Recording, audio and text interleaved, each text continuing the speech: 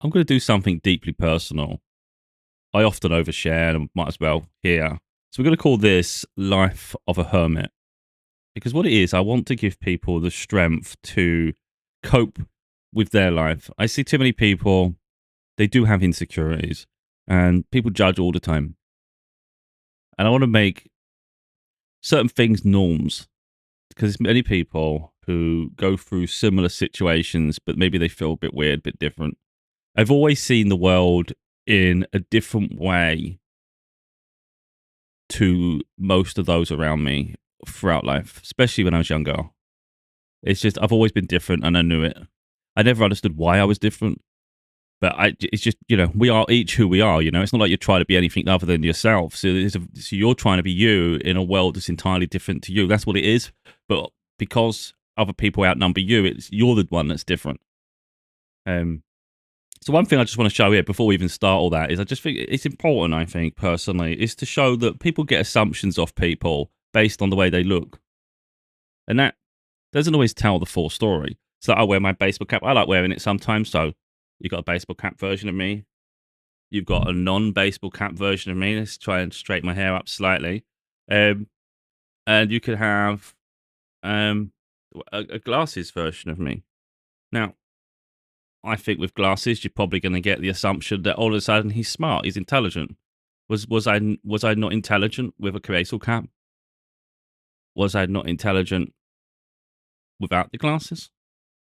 So people quick to judge people based on very silly things. So yeah, like I say, I see the world in a very different way to most people. I've always been a bit of a hermit. Now, when I say that, it's not like I'm incredibly reclusive. But this video really come to be because I've been thinking lately, because I've been single for a long time, like 8 years at this point. And we're going to go further back into that as well. But I have moments when it can get a bit much being lonely, but I cope fine. So it's really a struggle in my mind. Like, what is it you want? What is it you're like? What is it I'm saying to myself? Because sometimes I have I'm going to have low days just like other people. I cope really well on my own, though. So it's a really strange thing. It's not a desperation for attention or company. So I'm trying to figure it out. Like, what is it? What is it? Is it I think what it is, I'm not lonely, even though it would seem I am, because I'm absolutely perfectly fine in my own company. I've realised that even just this morning, I've just thought about it and I thought, that's what it is. I'm fed up being reclusive. That's what it is. And it's easy for people to say, you can do this, you can do that. Look, you can. I have absolute autonomy over my life. But I'm someone who likes to do things for other people. And I know it's really important that we have service to ourselves. So it's this whole self-love concept. And yeah, that's true. But it's that I'm not interested in taking myself on a date. I'm more than happy. This is the thing, my comfort levels. I think that's what it comes down to as well. And this is just me dissecting shit, really just therapizing myself. Might be interesting. So, on my own, I don't feel the need or desire to go to this place, to go to that place, to go to that place. And the reality is, days just fall amongst themselves. Weeks envelop, a month passes by, a season goes. All of a sudden, the year's getting by. And that's when I get really fed up because I have certain seasons I absolutely love. I love spring and by extension, summer. I don't like the cold months. It's just miserable. And we're rapidly losing them. And I haven't had the experiences I've had this year. Like this year, I haven't had the experiences I've had over the previous years. Like previous years, I went to Crete on holiday for 2 years running. This year, I haven't been able to afford it. So there's that. Like there's a level of freedom with it, Even if you didn't do anything other than that, you still had this 2-week period where it was just really, it was nice. It was, you know what I mean? It's almost like you can be indoors or you can be doing reclusive things. And you had a period where you was actually outside, you was doing things that maybe you wouldn't normally be doing. And then when you go back and you go back into an old pattern, it doesn't feel so extended. That's what it is. So in myself, it's a level of reclusiveness that's actually bothering me, not the loneliness. Because with other people, I want to do things. It's a really strange thing. So I see people take themselves on holiday, and it's like, for me personally, it's not a fear. I don't have the fear of being uncomfortable. So it's not that. Like, I wouldn't feel uncomfortable sitting on a plane on my own or any of these things. I just don't see the point. I just can't bother to do that for me. You know, it's just, there's no point. I'm perfectly fine just doing the stuff I'm doing at home. I can keep myself busy for a lifetime. It's not a level of boredom. It's just a level of frustration. So sometimes I'll get in the car and I'll go for a drive, but I don't have a location in mind. And for the most part, I'm just going for a drive. I'm literally just enjoying being out, and then I won't even get to a destination. I'll just reach a point and then turn around and come home. But yet, if I'm with someone, I'd like to make a day of it. Like, we go different places, we explore, and I don't know. It's weird. It's like, I know people would say just do that for yourself, and it's like, it's boring though on my own. It's just boring. I don't see the point of just forcing ourselves to do something, just to make it an experience. It's like, I don't see the point. I think some experiences are just better with people. So when I keep thinking, oh, I feel so alone, it's like, I think it's just alone in that concept. It's not alone in terms of the company people keep. It's not. I don't need someone to engage in conversation with me continuously. I don't need someone's undivided attention. It's just more like have someone to do things with, I guess. Anyway, let's just say it there. So I thought, that's interesting. Something for me to dissect further, of course. But I figured that out about myself. I have no desire to take myself on a date. So, and that's how I see it. And it's just my mind. You know, we all have our minds work in very different ways. So, like, I've always been the odd one in childhood, in the sense that if I want to do something, I'll do it. If I don't, I won't. And later on, I would be told that you're the most stubborn. People would say you're the most stubborn person I've ever met. And I thought it was a bit like, that's a bit rude. And I realised, yeah, okay, yeah, makes sense. So, like, it's not like I was just incredibly reclusive as a child. It's just I was very particular about what I want to do when I want to do it. So, for instance, I used to play sports a lot. So I like football, soccer. I would go after school. I'd do after school clubs. I'd go with friends, like local friends. We'd go to the park and siblings and play and things like that. But then there'd be plenty of times when I'd say, nah, I don't want to. So there was never a way. It's never a given what my mood would be or what I feel like. And it's like, that's why I was always different, you know? Like, there might be a weekend and friends from school, like we go cinema. Like, a big group of us go to the cinema. Sometimes we bump into another group and we'd like mess about. We'd had a Malteser fight at one point, very immature. But then, like me, I've never been a night person. I'm not into the nightlife. It just doesn't appeal to me. I think looking back, and I think looking forward and looking all around, I just recognised how people just don't respect themselves. I think there's this level of understanding that it's just, I don't succumb to peer pressure. That's what it is. I don't like peer pressure. I don't put up with it. I would never do something I don't want to do. And I recognise in those environments, there's an awful lot of pressure all the time. Like, that's what people always do. So everybody becomes like minions and robots. And I don't want to be in environments like that. So I don't want to be in environments where people put pressure on other people, because I think it's disrespectful. So it makes you boring. Okay, I'm boring. So I was never going out drinking and all that shit. So people would always invite me. And I was like, I don't want to. They go, oh, come on. No, I'm not. I'll see you Monday. I don't care. So, yeah. So there is that side, of course. And again, I'm not talking about this to self-indulge. I'm doing it to show people it's okay to be different. People will make it seem like you're weird, but you'll find there's many people very similar. Now, back when I was younger, there wasn't labels for anything. It's, you know, there's terms for various things now.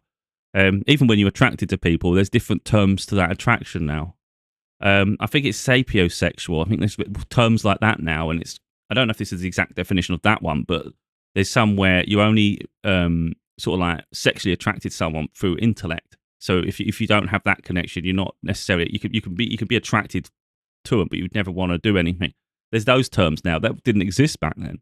So I can recognize someone is attractive, but it wouldn't be enough for me to want to be intimate with someone. You know, I hold things a bit more sacred without it being. It's not considering things a temple or anything, or going all completely religious. I've never been like that, religious. It's just an innate feeling in myself to be responsible. It's just I'm not interested in living life in a very chaotic way. I've never seen the point to it. I've always seen the chaos that stems from that. You know, there's so many levels we can go through with that. I'm not going to go there, but you'll find effectively, I think those who give themselves so freely, they get a reputation for that. And if you think about it, for the most part, their reputation isn't particularly great, yet they will act like they're more popular. It's a really very strange thing, isn't it? Like they're considered more popular, more free spirited, more outgoing, more fun, but yet how much do people truly respect them? That's the thing, isn't it? So is it so great, really? That's up to people. It's not really to say don't live like that. We'll all have different opinions on things. Some people are just more liberated like that. They just see that as the experience, and that's all great. But not all of us do think like that. So yeah, for like, and the thing is, when it takes longer for some people to get into relationships and situations, it makes you seem odd. But life always moves forward. Like, there's always things taking up our time. You know, it's not like you're going out of your way to seem abnormal. It's just life. And there's always this, like, especially in childhood, I think, and as you get in a teenager, and you get like, not childhood, but as you get older into young adult life, there's always this pressure because of the way people portray their lives that you should be doing things that they're doing, or you're behind, your progress is stagnant, you're odd, you know. And I'm seeing it now with some content where it's mainly females, but you know, guys maybe not vocal about it. But I'm seeing a few females. They do the videos, and they're like, one's 30-something-year-old virgin, one's 24 virgin, you know, and you can see they're empowering it. You can see they're empowered, but you can tell straight away within it. It makes them feel odd. But at least they're confident enough to say it. But you can tell there's this stigmatism to it that makes them seem strange. There's nothing strange about it, in my opinion. Nothing strange about it at all. You just haven't found someone you trust with your body, because by extension, some people take it a bit more sacred, of course. So if it's not even just your body. It's like someone you trust. You feel, and I'm going to explain it from my side. It's someone you feel safe with altogether. It's not about the physical side. I'm not interested in just being with someone for the sake of it. That's too self-gratifying. I'm not interested. I want to feel safe with someone in all aspects, and then I can share my life with them, and that's how I am. So I'm not someone. That's why I say I'm not interested in frivolous shit. You can't just sort of tease me and shit and expect to get what you want. That's not going to happen with me. And this stems over to another video I was going to do, and I'm not sure if I'm doing it, because I'm starting to think, do I need to do videos on every topic in the world? And I'll reference it here, and I may do the video later, but I may never touch it, because, to be honest, I've done a lot of videos on a lot of things.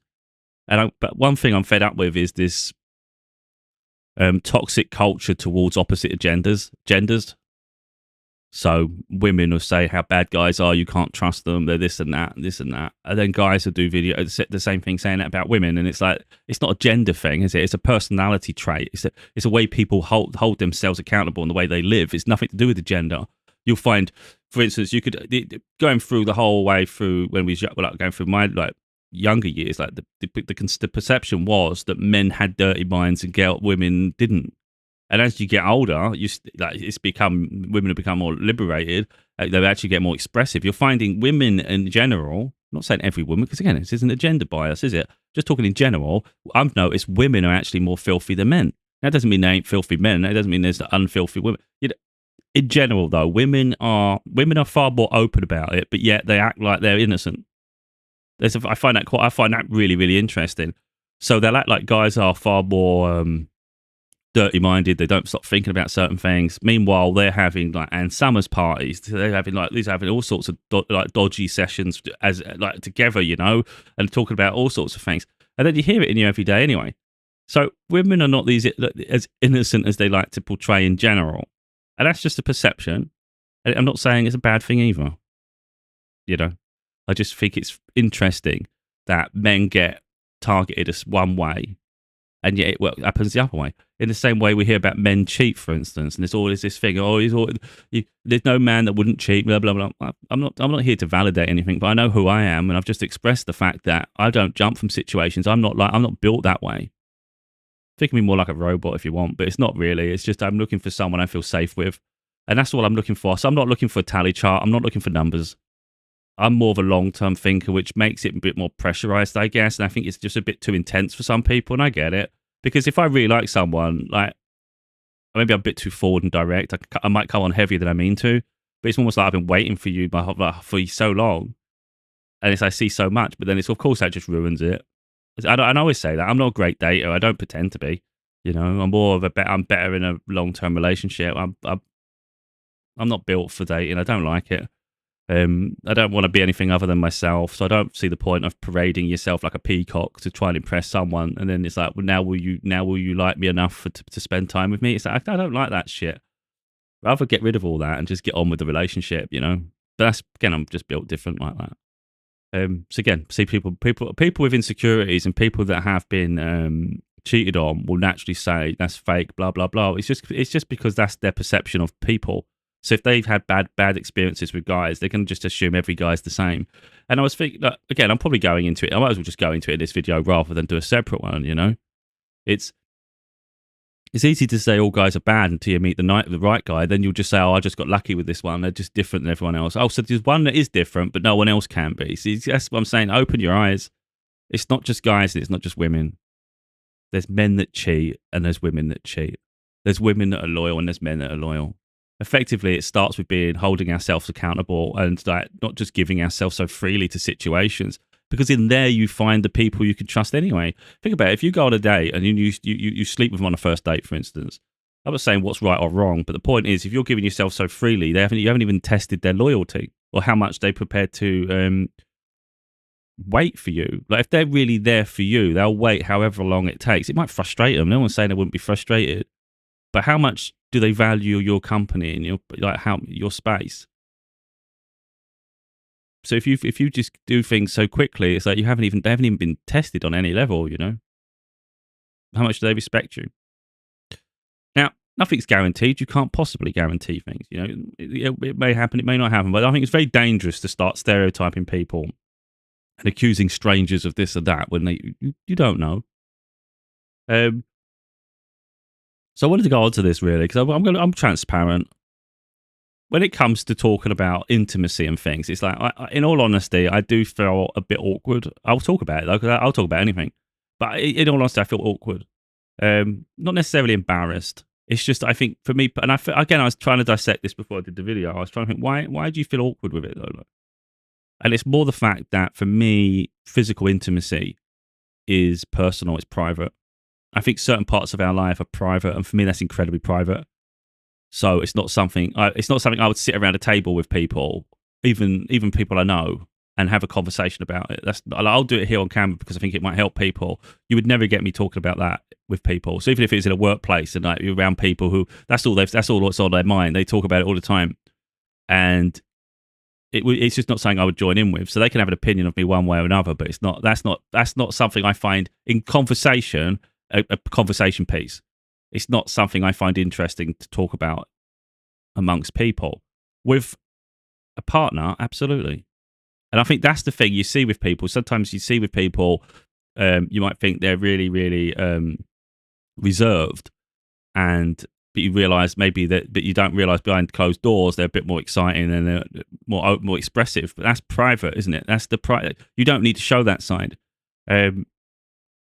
But like I said, within situations, I wouldn't be, and I think it's because, like I said, I consider it a private thing. It's not something that people should know, and I think it's really rude to talk on that with people.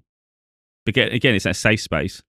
You should feel comfortable enough with your partner, 100% that you both keep it personal, keep it private together. It's your experience; it's no one else's. So, like for me personally, I'm not going to go too deep into all that. That's really personal. But I think if physical intimacy, of course, I could use a different word. I don't want to get shut down by apps with saying it. It's not like I'm afraid to say the word, but I think physical intimacy is a lot easier to say. I always consider it something that shouldn't be so serious, though. If you've read the right person, it should be fun. So exploring each other in so many ways, which I think it's exciting, but it's also fun. It shouldn't be so rigid. I think there's a time to be incredibly romantic, so soft with each other. I think there's incredibly beautiful moments to be had with that. I think there's more times to be more passionate. More forward, more direct. I think there's times to explore different things. So I just think it could just be really fun. Like, it doesn't have to be the same every time. And I think it's about both people participating, though, not one person just existing. It's like, that's boring. It's like there's no interaction. It should be fun together. That's why I say it shouldn't be serious. It should be fun. And you see so many people who just take life too serious in that sense. You might think because I'm a serious person, I would take that really serious and be robotic. That's not the case at all. But it's not for me to reveal and show that side of my life. That's private.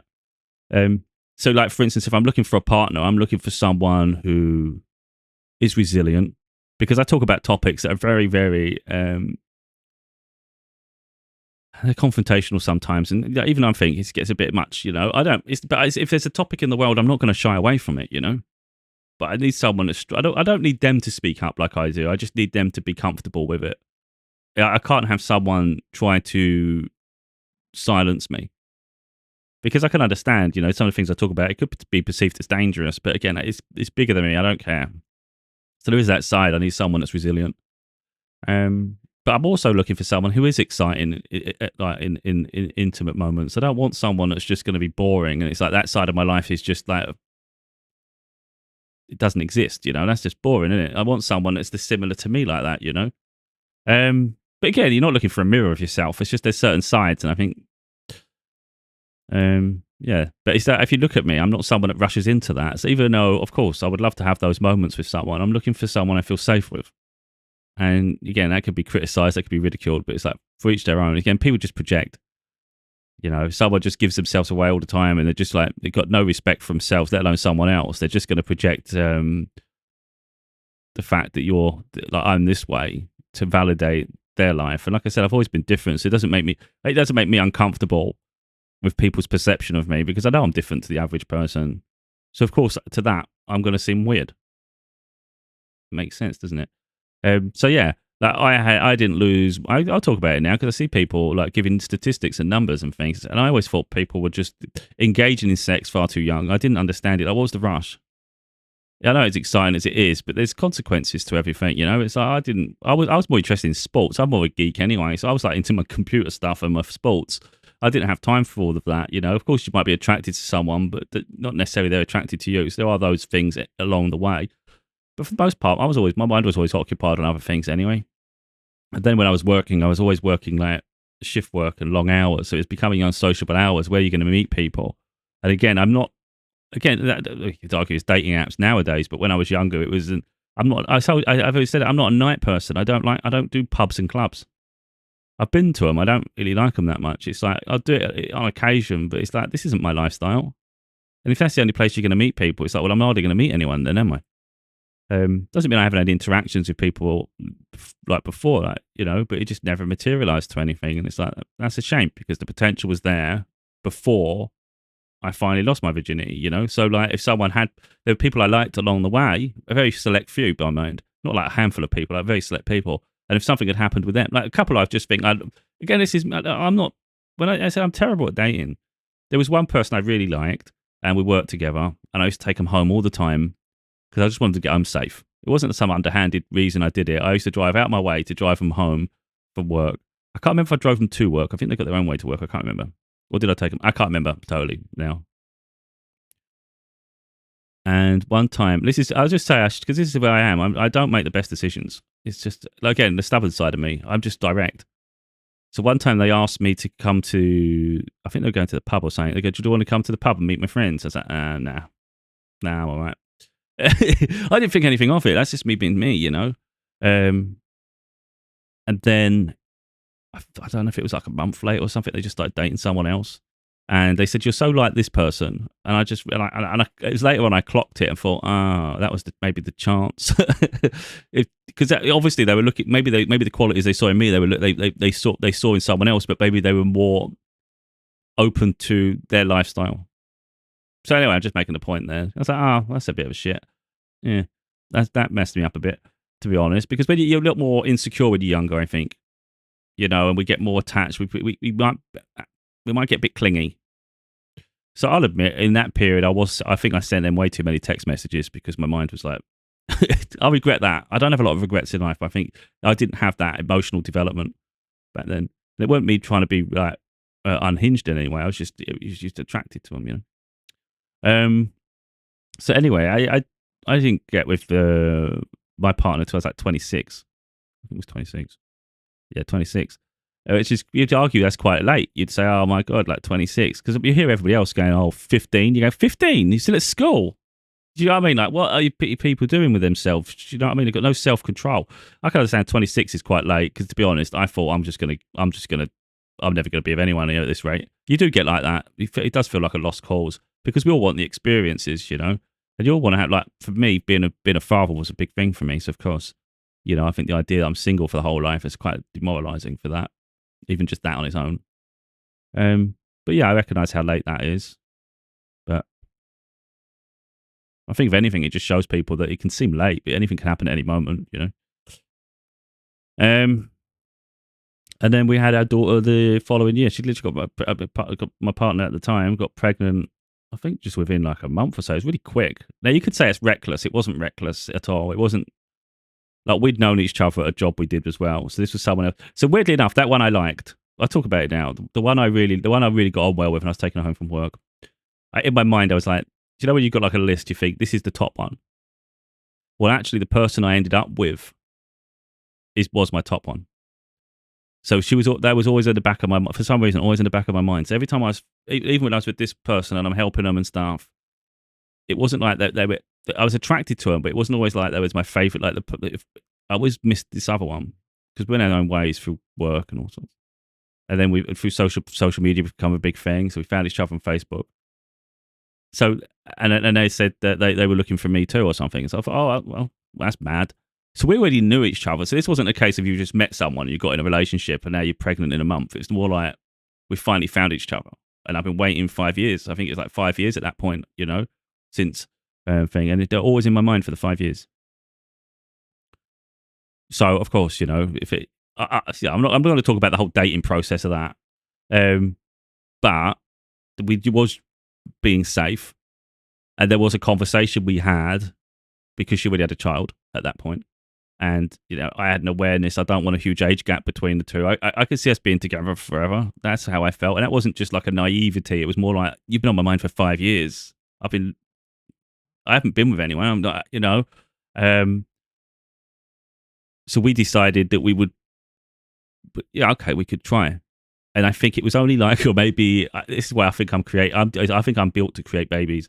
So I take it very serious. In all honesty, I think there's that where people are more susceptible to conceiving, and I do think that. So I take that. But again, I'm not reckless. I wouldn't want my daughter to have siblings all over the world or anything like that. It's like no. I take it sacred. I do, and I know that seems boring, but so I think it's like a week or so. We was like, okay, and then we had a conversation. For okay, we'll wait. It's probably better to wait. So then we started being safe again. And then it turned out that she was pregnant. And I was like, this is great. Okay, we might not have thought it was great timing, but I already wanted this. Yeah, let's do this. So that for me, I wasn't in dread. It was more like, this is the best day of my life, It's like, yes. So I could never say I would have any regret in that sense. No way. But, she then got a bit, she was happy at first, and then her mind's drifting. I don't want to go on the whole process of that. I've been in it before.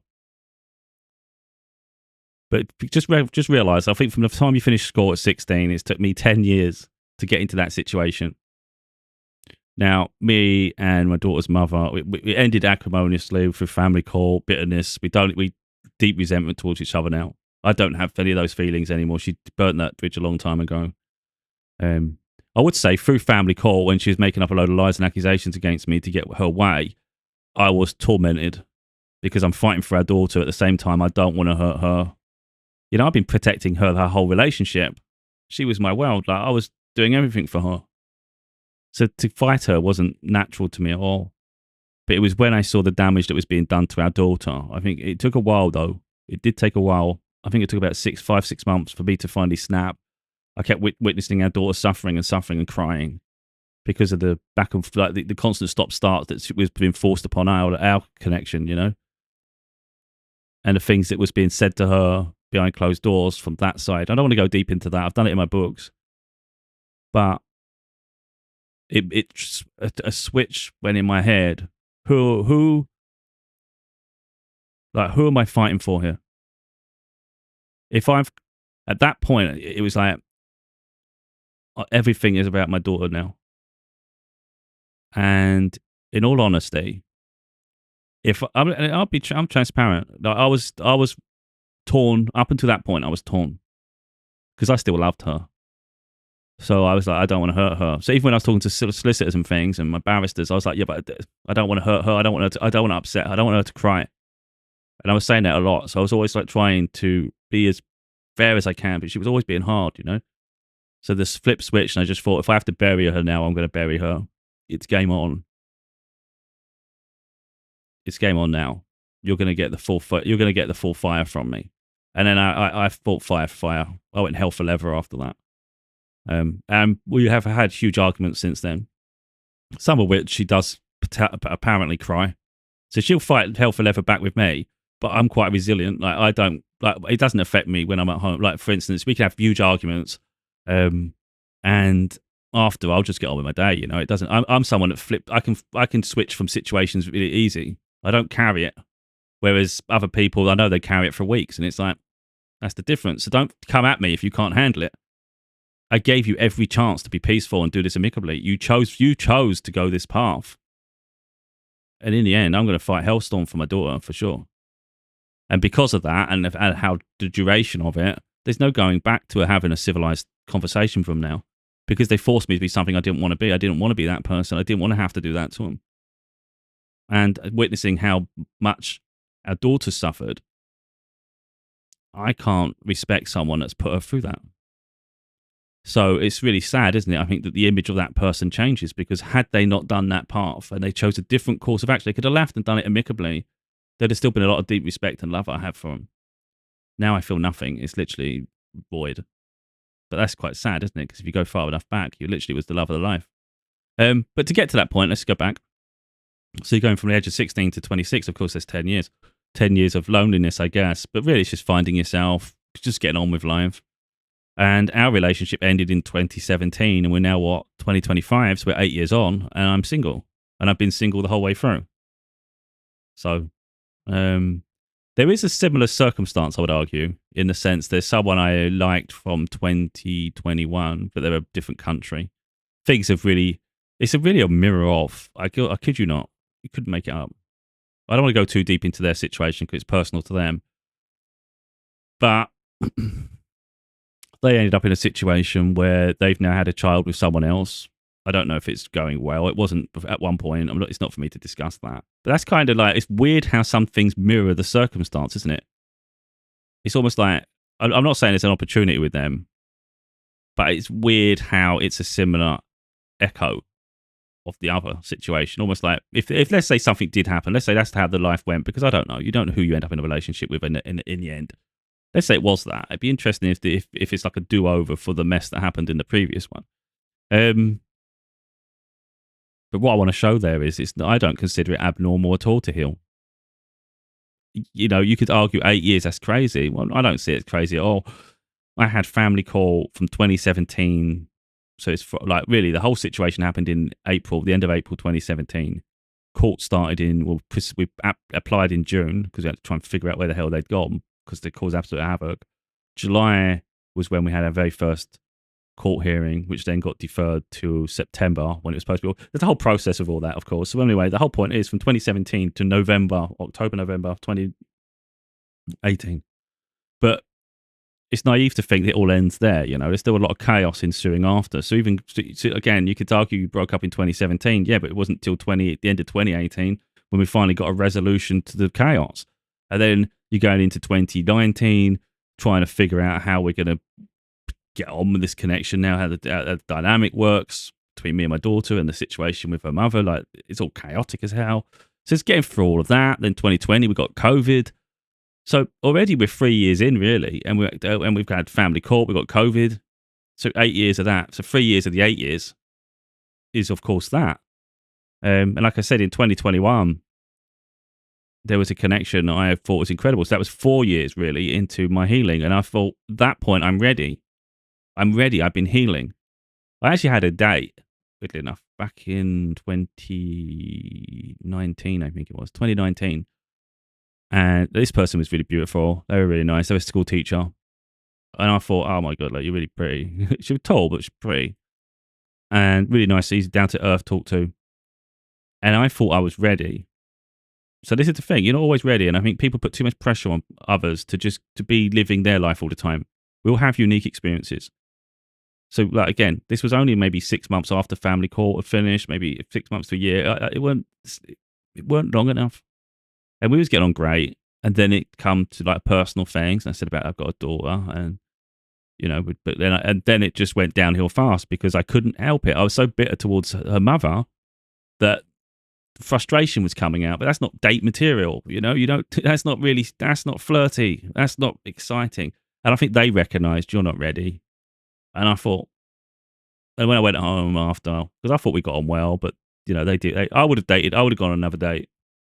They didn't want to. And I thought that's a shame because they were really nice.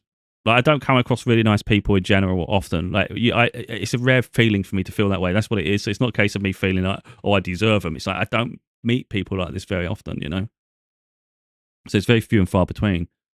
But I did realize in that situation that, yeah, I don't know if I'll ever get over this because this is just searing into my soul. The betrayal from the previous relationship, I was accused of all sorts and it's just a joke. It was never true. I had all this evidence to back it up, and in the end, it got dismissed that side because they couldn't. Their claims didn't even make sense. So, of course, that's going to weigh on you, isn't it? So I was never ready, and I think that's got to be understood. But by the time I'd met this other person, it was distance, it was online, but we were doing face chat, talking and things, because I'm helping them through a crisis, and I knew I was ready then, and I thought the way they are was like what I was looking for, So I'm just making the point here to show that sometimes I think personally, the love that's going to last, it just takes time. I think you can keep dating and jump in and out of situations, but if you're not ready, you just destroy it. It's not that you're destroying anything, although I think you are, because I think you're hindering your healing time. If you're trying to find comfort in the wrong things, I think you're delaying the healing. And that's how I always see life. So that I'm always rapidly going forward because I don't waste time. I don't see the point. So I could have this experience and I could have that experience. And it's like, well, but if we're going to inevitably end up back where we are now, why don't we just focus on heat? Why don't we just forget that shit and just get on with it? And hence why I get my books done, why I'm so career driven, why I'm so focused on what I do. It's because I just don't see the point of wasting time. If you've got it, if you can deal with it now, just deal with it now. Don't keep deviating just to give yourself some comfort. It's just because that's what people do. So maybe you jump, and I say this all the time. You may find yourself in a wrong situation and miss out on the right one. So you might find yourself in a commitment, a relationship that isn't for life. And you've met someone that's your person. But you can't do anything about it now because you're glued and tied to this situation. You're bound to it. You're obligated, whatever it is. Of course, you have the freedom to leave. Most people feel the pressure of it, and it's too risky. They keep themselves miserable. If you hadn't done that and you just healed, you would have been free and available. So that's what I'm like. I'm free and available until I meet the right person. There might be people that come close, or you might think, I could see that. But you go, no, because I know how my heart would feel. I know how I would feel if I meet the right person, and that's what I'm waiting for. So when I'm finally with whoever I'm supposed to be with, I have no doubt it's going to be immeasurably beautiful. We will get each other physically, mentally, emotionally, even like career and stuff. I will get each other on every level. And I have no doubt, and I'm not saying it to seem boastful in any way, I have no doubt there will be people jealous of the connection because they'll know that's for life. That's real. Because most people that know my journey know I don't just jump into situations anyway. And those that jump into situations will be jealous because they never had the patience or the respect of themselves to wait. So I don't think it's anything to feel ashamed of to wait for connections, But like I said, it gets really lonely and it gets really isolating. it could drive you to madness. It literally can. And that's really where I'm up to. So it's not perfect. It's not a perfect science life. There's times where maybe I feel, what's the word to go with this one? I don't know. But anyway, I might just feel like it's, well, anyway, it's self-serving anyway. So I might feel like I'm lost for words now. And I don't normally get lost for words.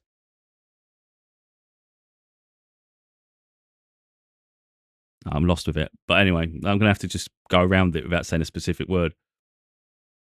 I might feel I should be doing something in a given moment and hold myself accountable to it. But it might turn out that I didn't need to be quite so serious. And you could have had an experience, or you could have done this, you could have done that. But I feel no. So it's not a case of someone else doing something makes them wrong. It's just Yeah, really, it's what life do you want for yourself, And of course, my daughter's seen the chaos that's there. I don't like digging and criticizing people, but she has seen the chaos on the other side. She has, and she's with me. She's seen stability in some areas, not financially, because my career side I do take risks, but again, I want her to see that.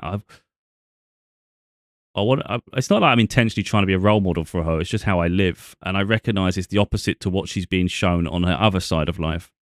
So I don't want to criticize other people. I think some people settle in relationships. I think some people think the grass is greener on the other side. So they just jump into situations, find themselves trapped and not really happy.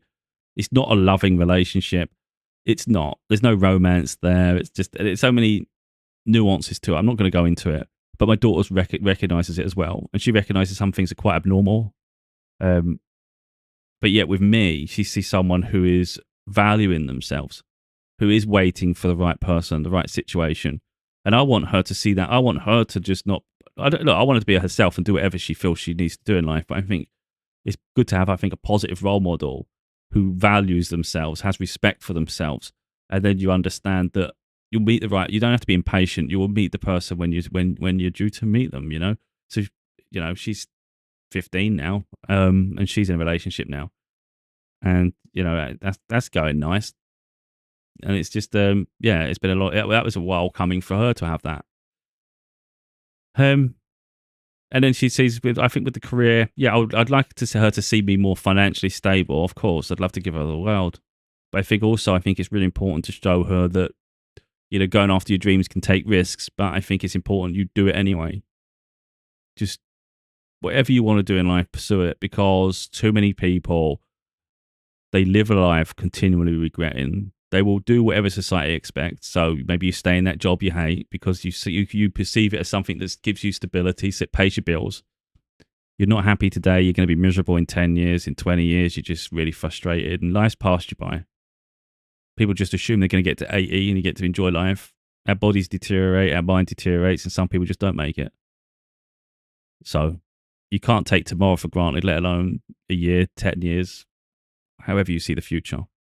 My motto is just try to do things that are going to make you fulfilled. It's really fulfillment. But of course, pursue our happiness as well.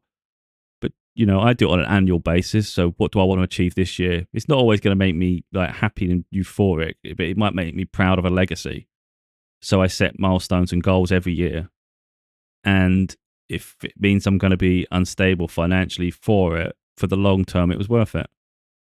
Because I'll always have what I've done. And that's how I live. And I want her to live in a similar way where she's just free, but free of her own choice, So if she does things that are different to me, she does things that are different to me, as long as it's her will. That's my point.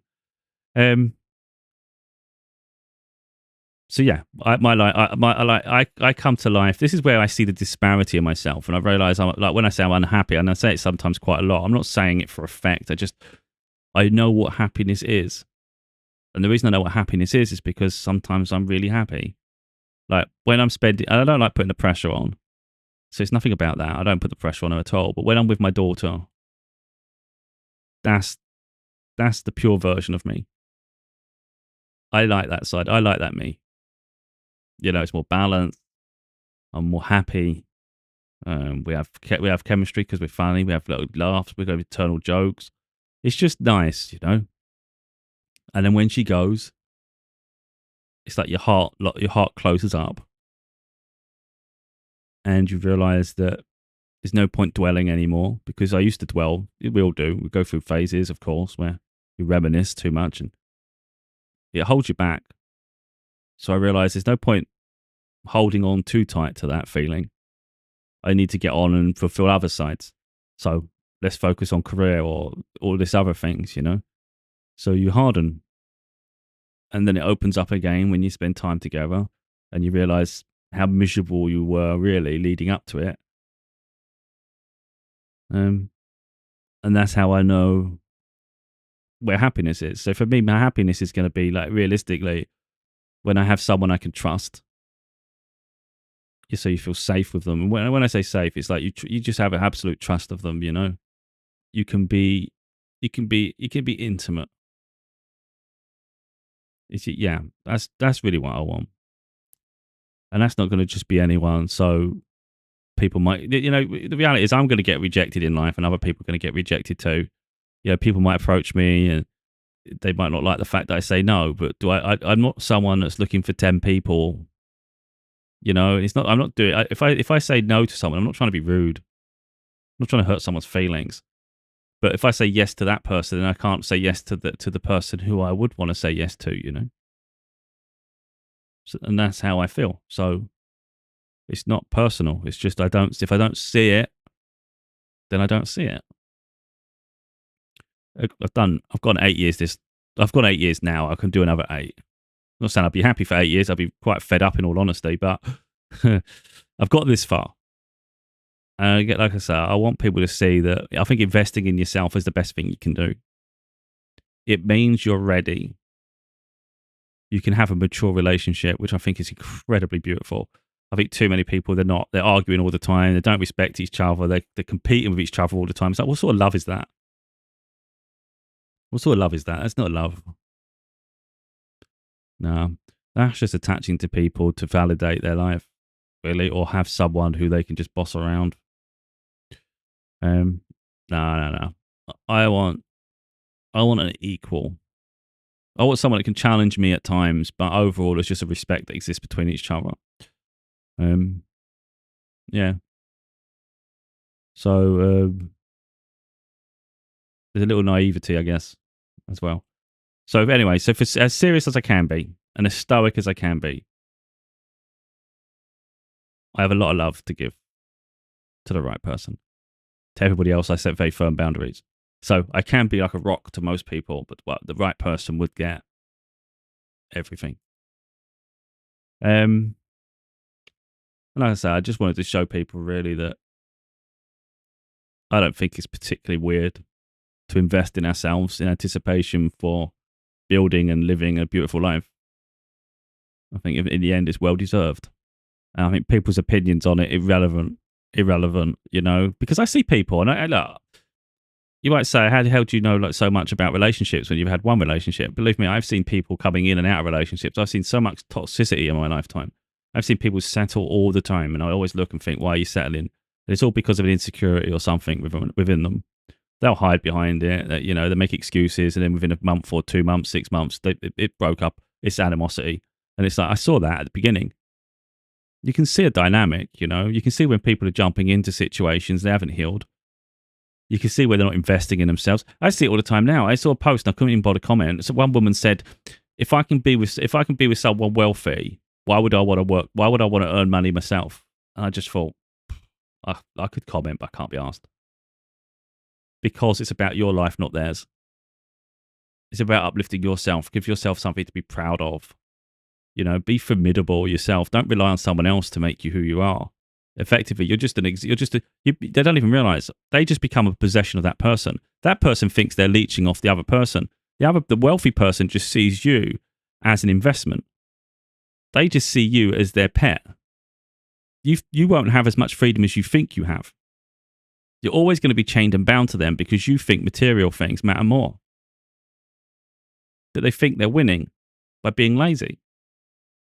So you've just given up your life unnecessarily because you're chasing the wrong things. And that's what I'm saying. I see it all the time. I see people who rely too heavily on other people to solve all their problems. Don't think for themselves. Don't take any accountability. There's all these layers, Think about it. All these things that these people are not.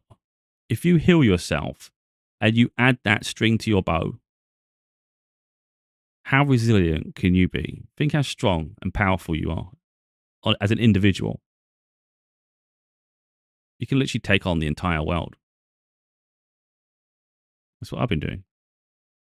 So I'm not naive. I'm not weak. I'm not easily manipulated. I have very firm boundaries. I know who I am. I know what I'm seeking in life. And I won't accept any less. So I'm self-empowered. And I would encourage others to self-empower too.